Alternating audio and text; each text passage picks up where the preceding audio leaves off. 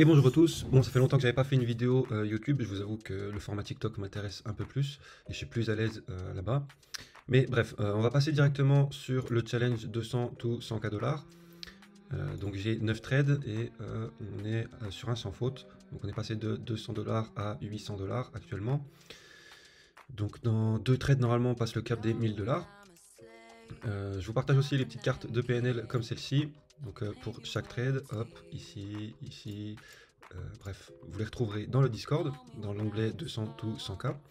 Et ici, on peut voir le même trade qui a été pris par mon élève, avec sa petite carte de PNL. Et voilà où on en est dans le challenge. Sinon, chose à part, je suis actuellement en test sur un nouveau setup, donc le setup Apollon. Vous retrouverez l'évolution des tests dans l'onglet Setup Apollon dans le serveur Discord. Donc pour l'instant j'ai que 16 trades de backtest, mais il y en a 14 de gagnants sur 16 et voilà, je vais vous les afficher comme ça dans la section. Forcément je cache les conditions. Et pareil pour le Setup Hermès, je vous mets tous les trades ici dans la section dédiée. Donc voilà, il y en a beaucoup et on va passer à la suite. Donc niveau actualité, on a eu les chiffres du chômage US, donc c'est en baisse. Le consensus était 3,6% et on est à 3,5%. On peut dire que c'est pareil. Ensuite, voilà, je vous partage les trades aussi sur Twitter. Donc là, on a notre petit Apollon. Si jamais pour ceux qui n'ont pas encore de clé Ledger, en ce moment Ledger il fait un code promo de moins 10% sur les Nano X et les Nano S+. Vous avez juste à inscrire le code qui est ici, Move Sol to Ledger.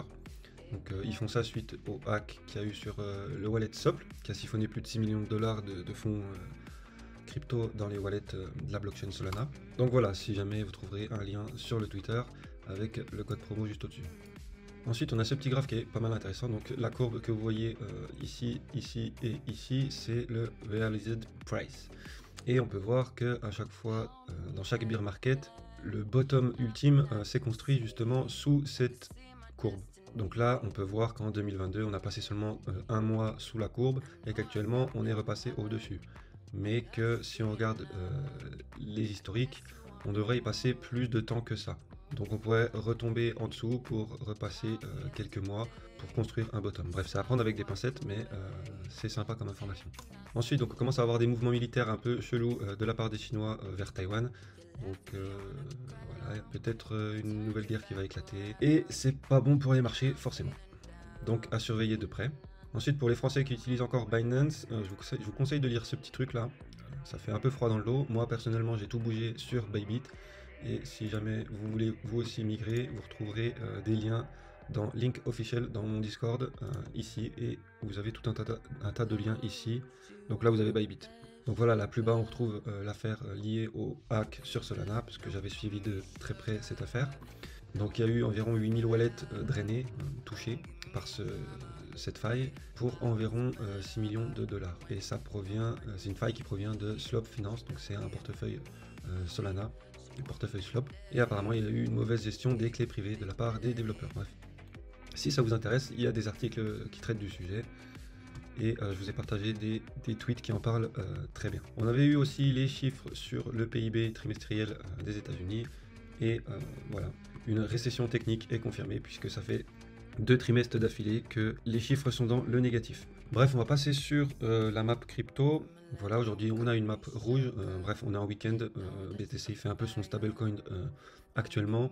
Donc ce sera plus intéressant de regarder dimanche soir ou lundi matin la résolution du prix. Au niveau du Scalpex, on est dans le FIR sur 30. Social Index sur Up et voilà.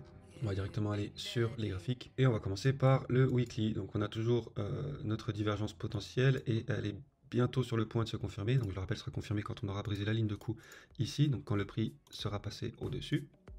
Et ça va témoigner d'un essoufflement de toute cette tendance baissière. Donc potentiellement créer un range ou une correction. Donc là on voit que le prix a bien rebondi sur la TH de 2017.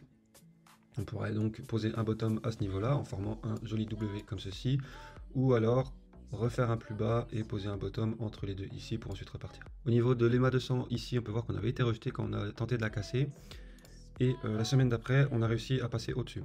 Actuellement on est en train de retest, donc on va voir si ça tient ou pas, et on passe en daily. Donc là on a un bearish flag qui se forme. Bon, ces structures sont à prendre avec des pincettes puisqu'elles sont connues et reconnues, mais voilà, elles font quand même toujours leur petit effet, donc comme ici forcément, hop, boum boum. Et sinon on a une triple divergence d'Eli qui est confirmée, donc ce qui témoigne d'un essoufflement de cette légère hausse. Donc on pourrait avoir un range ici, voire une correction. Bon, il n'y a pas grand chose à dire en daily, si ce n'est qu'on ait une résistance vers les 25 000 ici sur Ishimoku et sur le Vegas, qu'on a une zone résistante ici avec les Vegas et qu'on a des creux dans la value ici à potentiellement venir chercher et combler et travailler. Donc si on casse les 25 000, je pense qu'on ira dans le tunnel ici pour travailler justement cette zone de creux.